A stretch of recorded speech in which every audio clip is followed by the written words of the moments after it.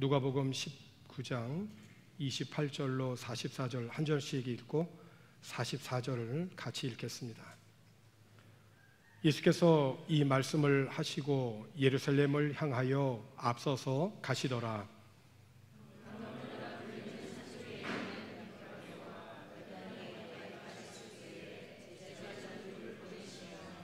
이르시되 너희는 맞은편 마을로 가라. 그리로 들어가면 아직 아무도 타보지 않은 나귀 새끼가 메어 있는 것을 보리니 풀어 끌고 오라.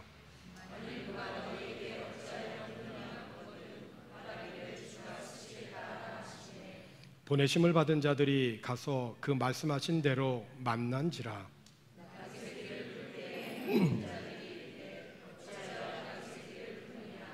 대답하되 주께서 쓰시겠다 하고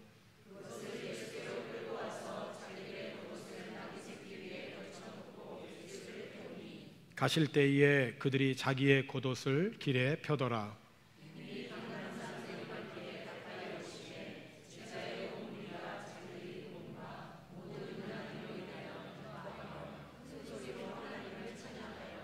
이르되 찬송하리로다. 주의 이름으로 오시는 왕이여, 하늘에는 평화여, 가장 높은 곳에는 영광이로다 하니.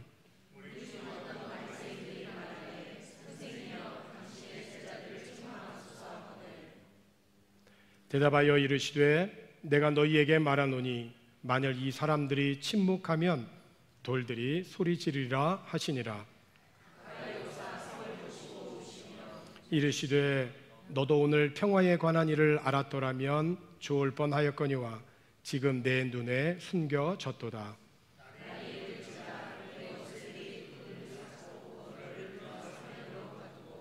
또 너와 및 그 가운데에 있는 내 자식들을 땅에 메어치며 돌 하나도 돌 위에 남기지 아니하리니 이는 내가 보살핌을 받는 나를 알지 못함을 인함이니라 하시니라. 성경에 보면 우는 장면들이 참 많이 나옵니다. 요셉은 힘들고 그 어려운 상황 속에서 울었다는 기록은 없지만은 그가 형제들을 만났을 때 울었고 아버지 야곱을 만났을 때 또 얼굴을 굽으려서 그 앞에서 울었다 이렇게 기록하고 있습니다. 다윗도 망명 생활을 하던 중 시글락에 이를 때에 아말렉 사람들이 이 시글락에 불을 지르고 또 가족들을 다 포로로 끌고 간 것을 알게 되었을 때에 다윗을 비롯한 그의 여러 사람들이 울 기력이 없도록 소리를 높여 울었다라고 그렇게 성경 기록하고 있습니다. 느헤미야에서에 보면 느헤미야는 예루살렘에서 온 자들이 성문이 불타고 백성들이 어려움을 당했다라고 하는 소식을 들었을 때 울면서 금식하며 기도했다라고 하였고, 느헤미야 8장에 있는 말씀을 가보게 되면 레위 사람들이 온 백성들에게 하나님의 말씀을 낭독하고 그 말씀이 무슨 뜻인지를 설명하고 백성들이 그 말씀을 깨닫게 되었을 때에 백성들이 다 울었다 이렇게 기록을 하고 있습니다. 시편 126편 5절과 6절에 있는 말씀을 보면 눈물을 흘리며 씨를 뿌리는 자는 기쁨으로 거두리로다.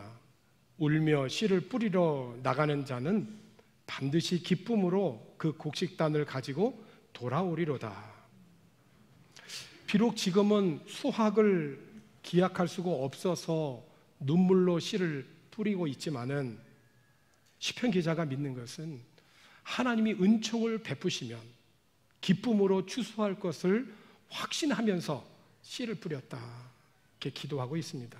이렇게 사람이 이렇게 울 때는 좋아서도 울고 슬퍼서도 울고 감격해서 울고 감사해서 울고 하여튼 감동받아서 울고 흐르는 눈물의 성분은 같은 것 같은데 각기 다른 그러한 상황에서 사람은 이렇게 눈물을 흘립니다.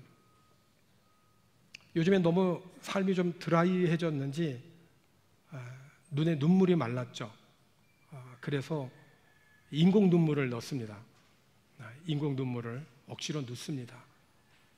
바라기는 하나님이 저와 여러분에게 은혜를 베푸셔서 하나님이 본래 우리들에게 주신 자연적인 눈물로 인하여 오늘 우리들의 삶이 건강하고 행복하게 사셨으면 좋겠습니다. 사람만 운 것이 아닙니다. 베드로는 닭의 울음소리를 듣고 주님의 말씀이 생각이 나서 심히 통곡했다라고 그렇게 기록하고 있습니다. 오늘 우리가 생각해 보고자 하는 눈물은 예수님의 눈물입니다. 예수님께서도 우셨습니다. 바라기는 성경에 예수님이 웃으셨다라고 하는 것은 찾기 어렵거든요. 오늘 우리들의 삶이 참 믿음의 삶이 되고 주님의 마음을 흐뭇하게 하고 주님에게 미소 짓게 하는 그러한 건강한 믿음의 삶을 살았으면 좋겠어요. 근데 주님이 성경에 보니까 3번 이렇게 오셨다 이렇게 기록을 하고 있습니다. 첫 번째는 요한복음 11장에 보면 예수님께서 나사로의 무덤 앞에서 우셨습니다. 요한복음 11장 35절에 예수께서 눈물을 흘리시더라. 나사로의 이 죽음 앞에 그의 가족들과 주변에 있는 많은 사람들이 울었을 때 예수님께서 함께 눈물을 흘리셨어요. 이 예수님의 눈물은 단순히 인간적인 동정 이상의 눈물, 죄와 죽음에 대하여서 치를 떠는 주님의 눈물이었죠. 또한 모든 백성들의 죄를 대속하시려고 치르실 그 자신의 죽음을 내다보면서 죄 가운데 죽어가는 영혼들을 사랑하시겠다고 하는 그런 의지의 눈물이었습니다.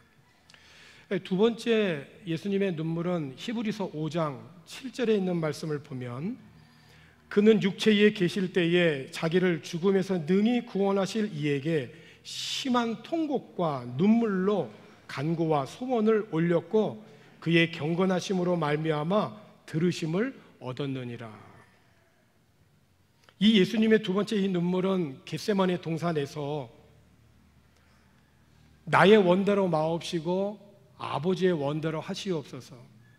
하나님 아버지의 능력은 나의 이 고난을 얼마든지 겪지 않게 하실 수 있는 능력이시지만은 그렇지만 나의 원대로 마옵시고 하나님의 뜻대로 하시옵소서라고 하면서 이 결단과 이 뜻이 얼마나 고민스러웠는지 우리 주님은 피땀을 흘리기까지 고민하시는 중에 눈물로 이렇게 기도했다라고 성경은 기록하고 있습니다.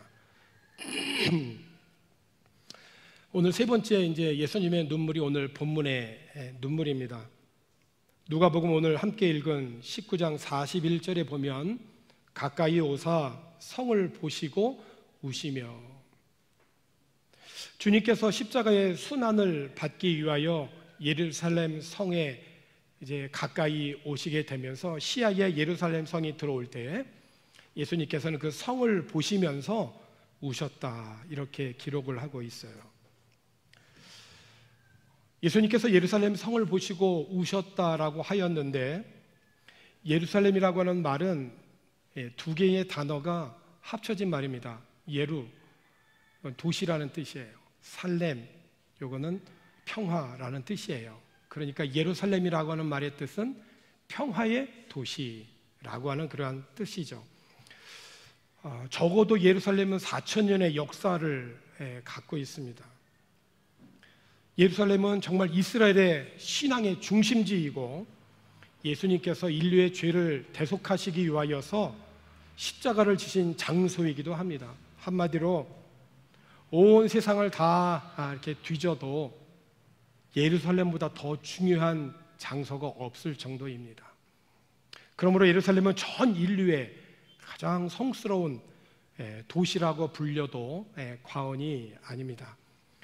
그런데 이 예루살렘이 평화의 도시라는 뜻을 갖고 있는데 이 평화의 도시라고 하는 이 원적인 뜻을 비웃기라도 하듯 이 예루살렘만큼 침략과 강탈로 얼룩진 도시가 없을 정도입니다. 강대국인 이집트를 비롯해서 아수르, 바벨론, 페르시아, 그리스, 그리고 예수님 당시 로마, 이 강대국들이 다 휩쓸고 지나간 지역이 바로 이 예루살렘입니다. 하나님의 도성 예루살렘이, 이스라엘 신앙의 중심인 예루살렘이, 하나님의 성전인 예루살렘이 있는 성전이 있는 그곳이 강대국에 의해서 휩쓸렸다라고 하는 말은 역설적으로 택함받은 하나님의 백성들이 예루살렘에서 바르게 살지 못했다라고 하는 것을 우리에게 증거하고 있는 거예요. 그러니까 하나님께서 여러 많은 선지자들을 보내셔서 경고하셨음에도 불구하고 하나님의 말씀을 듣지 않고 순종하지 않음으로 인하여서 끝장낸 것은 아니지만은 하나님이 징계하시고 심판하신 곳이 바로 이 예루살렘인 거죠. 물론 계시록 21장 2절에 있는 말씀에 보면 또 내가 봄에 거룩한 성 예루살렘이 하나님께로부터 하늘에서 내려오니 그 준비한 것이 신부가 남편을 위하여 단장한 것 같더라 라고 이렇게 말씀하신 것에서 알 수 있듯이 이제 이 땅에 있는 예루살렘은 과거에 하나님이 함께 하셨던 도성으로서의 의미 이상을 가질 필요는 없다고 봅니다. 다만 오늘이 교회적으로 사순절의 마지막 주간인 고난주간으로 예수님께서 십자가를 지시기 위하여 구약 스가랴의 예언대로 겸손하여서 나귀 새끼를 타고 예루살렘 성으로 들어가신 그 종려 주일이고, 예루살렘 성으로 들어가시기 전에 이 예루살렘 성을 바라보시면서 우셨던 주님이 왜 예루살렘 성을 보시고 우실 수밖에 없었는지, 그 눈물을 이해함으로 오늘 우리들이 살아가고 있는 이 세상을 어떻게 바라보아야 되고 그리스도인으로서 이 땅에 어떻게 살아가야 될 것인가라고 하는 그러한 교훈을 여러분과 함께 나누고자 합니다. 예수님께서 예루살렘의 성에 들어가시면서 눈에 예루살렘 성이 들어오자 성을 보시고 우시면서 이렇게 말씀하셨습니다. 내게 유익한 모든 것을 오늘 내가 알았더라면, 다시 말하면 평화의 도시라고 하는 이 평화의 의미인 예루살렘이 어떤 곳인지를 너가 알았더라면, 하나님의 성전이 있는 이 예루살렘이 주는 유익을 너가 깨달았다면 좋았을 텐데, 이 예루살렘이 너희들에게 주는 유익을 너희들이 알고 깨달았으면 너무 좋았을 텐데 이제 너무 늦었다는 겁니다. 마치 예수님께서 열매를 따기 위하여서 무화과 나무 앞에 섰는데 열매가 없는 나무처럼, 이미 예수님이 그 앞에 당도하셨는데 열매 없는 나무처럼 너무 늦어버린 거예요. 앞으로 원수들이 포병대를 이끌고 몰고 와서 예루살렘을 포위하고 사방에서 치고 이 예루살렘 성을 칠 텐데, 특별히 그때 오늘 우리가 함께 읽은 말씀대로 자식들이 땅에 매어 친다라고 하는 거예요. 그 어느 때보다도 잔인하게 예루살렘 성이 함락이 되어질 때 자식들이 부모가 보는 눈앞에서 땅에 매어 치고, 너희들이 그렇게 자랑스럽게 생각하던 이 건물이 돌 위에 돌 하나도 남지 않는다는 겁니다. 그런데 너희들이 그것이 지금 눈에 감겨졌다, 너희들이 숨겨졌다, 그걸 너희들이 지금 모른다라고 하는 거예요. 그래서 예수님의 눈물이 있는 겁니다. 사실 예수님 당시 예루살렘 성과 성전은 매우 웅장했습니다. 화려한 건축 양식 때문에 유대인들이 많은 자부심을 갖고 있었어요. 그래서 제자들도 예수님에게 예수님 보세요, 이 얼마나 멋진 성전입니까? 라고 했잖아요. 그런데 예루살렘이 함락이 되어질 때에 그 성과 성전은 파괴되었는데, 특별히 성전을 찾아간 그 유대인들이 이곳이 정말 성전이었었나라고 한 것을 의심할 만큼 철저하게 돌 위에 돌 하나도 남지 않고 함락이 되어졌다는 거예요. 하나님의 도성인 예루살렘이, 이 평화의 도시가 왜 함락되고 완전히 멸망할 수밖에 없었는가? 그것은 다름이 아니라 예루살렘을 직접 찾아오신 그 하나님을 백성들이 알아보지도 못하고 맞아들이지도 않고 주님을 배척했기 때문입니다. 아니, 설령 맞아들였다 할지라도 자신의 뜻을 이루기 위해서, 자신의 목적을 이루기 위해서 예수님을 이용한 것뿐이지 진정으로 저분이 나의 죄를 구원하기 위한 하나님이 보내신 메시아 그리스도이심을 그들은 고백하지 못했어요. 예수님께서 오늘 이 본문에 있는 말씀을 하시고 이어진 예수님의 사역이 뭡니까? 오늘 본문 뒤에 우리가 읽지는 않았지만 바로 이어지는 본문의 내용이 성전에 들어가셔서 타락한 그 성전을 정화시킨 사건입니다. 성전이 그들에게 주는 유익을 그들이 좀 알았다면, 그 성전에서 주는 하나님의 은혜가 어떤 것인지를 알았다면 너희들이 이렇게 성전을 부패하고 타락시키지 않았을 텐데, 하나님의 심판과 징계가 임하지 않았을 텐데 눈이 가려졌어요. 그래서 완전히 성전을 종교 시장 만들어버린 겁니다. 백성들은 성전의 유익함을 깨닫지 못하고 성전에서 하나님을 향하여서 진심으로 예배하지 않고 만민이 기도하는 이 집을 자신의 이익을 위한 비즈니스 장으로 전락시켰던 겁니다. 그래서 좀처럼 볼 수 없는 예수님께서 채찍을 만드셔서 그 모든 것들을 다 엎으시고 내어 쫓으셨던 겁니다. 하나님을 알아보지도 않고 맞아들이지도 않는 예루살렘을 바라보시면서 주님은 그래서 우실 수밖에 없었던 거죠. 가깝게는 평화의 도시인 예루살렘이 AD 70년 로마의 디토 장군에 의해서 함락이 됩니다. 성전도 성벽도 완전히 파괴가 되죠. 그래서 그 역사의 흔적을 조금이라도 남겨둔 것이 오늘날의 통곡의 벽입니다.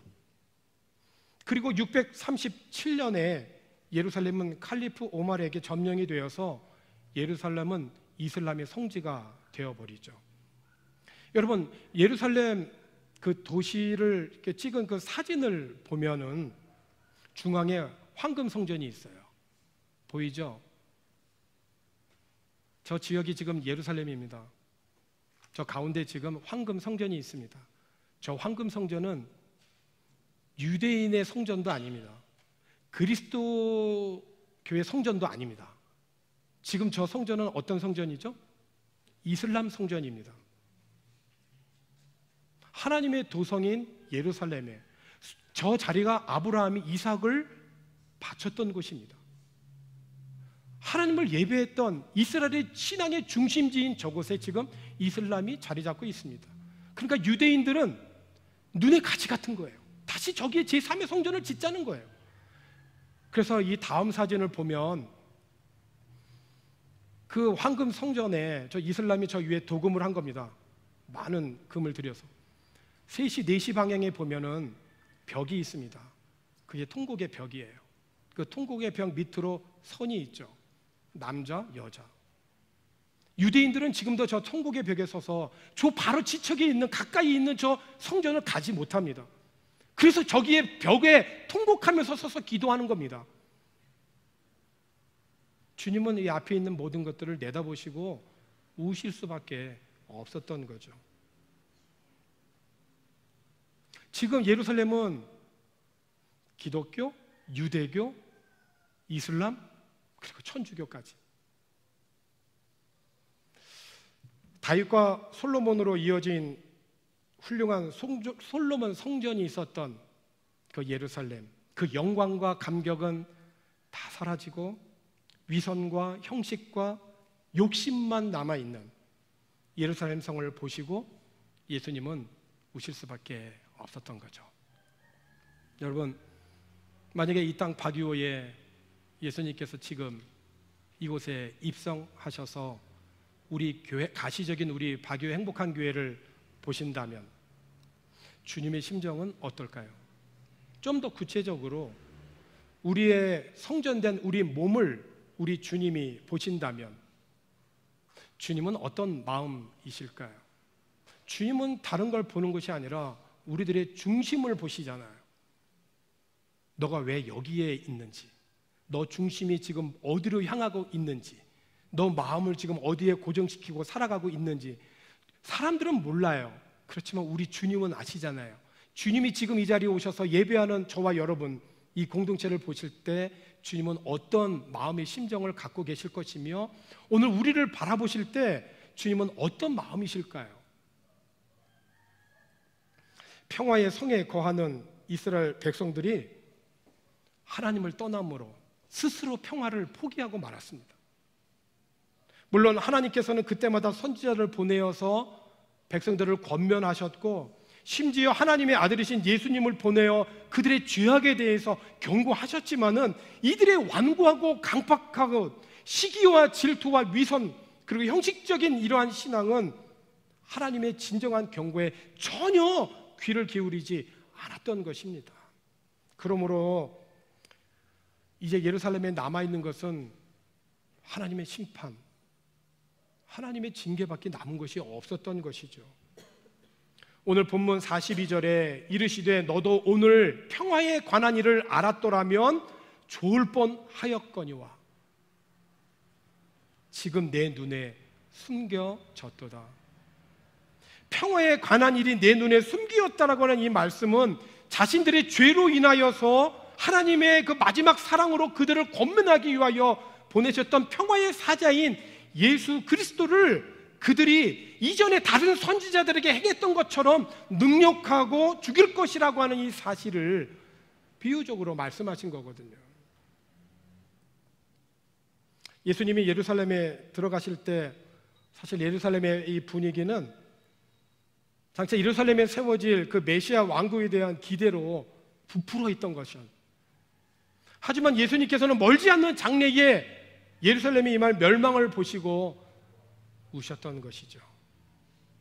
결국 메시아이신 예수님을 배척한 이 예루살렘은 가깝게는 AD 70년에 그리고 그 역사를 이어가는 중에 많은 나라에 의해서 짓밟혀 버렸죠. 그리고 지금 이슬람의 성지가 또 되었던 것입니다.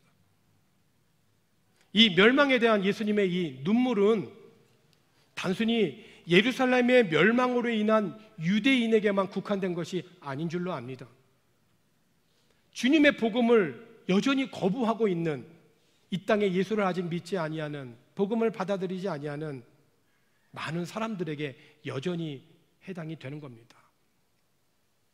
그래서 십자가를 지시기 위해서 예루살렘 성에 입성하시면서 흘리신 예수님의 눈물은 자신의 욕심과 욕망에 눈이 멀어서 메시아를 알아보지 못하고 믿음의 유익함을 깨닫지 못하여서 멸망할 수밖에 없는 이 불쌍한 영혼들을 향한 예수님의 눈물이었던 것이죠. 오늘 우리들이 세상을 바라볼 때 정말 우리들의 기도가 필요한 영혼들이 있는데 그들을 바라볼 때 이런 예수님의 눈물이 우리 가운데 있는가? 오늘 우리들이 살아가면서 인간관계 속에서 자신의 이익 때문에, 자신의 입장 때문에, 자신의 생각이나 이런 여러 가지 경험이나 자신의 기대 때문에 영혼 사랑하는 마음을 많이 놓칠 때가 너무나 많이 있어요.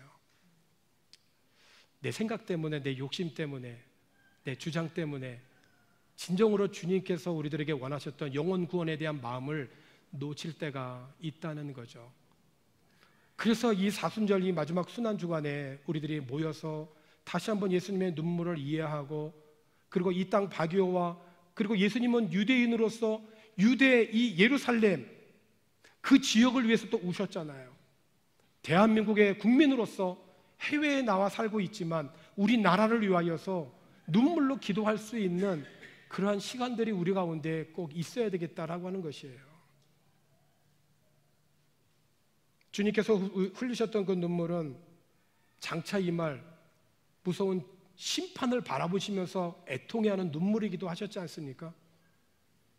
사랑하는 성도 여러분, 오늘 우리들에게도 언젠가는 장차 임할 이 세상의 심판에 대한 그 안타까운 심정과 강팍한 심령으로 인하여서 들어도 깨닫지 못하는 이들을 불쌍히 여기는 마음이 있는지를 돌아보고 예수님의 눈물을 오늘 우리들의 삶 속에 회복할 수 있기를 주님의 이름으로 권합니다. 결국 예수님의 눈물은 인류가 지금 당하고 있는 죄의 그 고난에 대하여서 안타까워하시는 사랑의 눈물이고 사랑의 표현인 것입니다.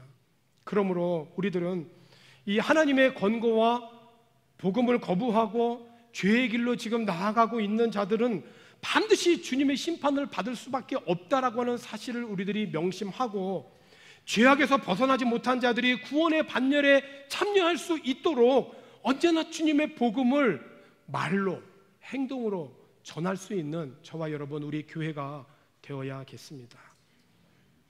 하나님의 마음이 어떻습니까?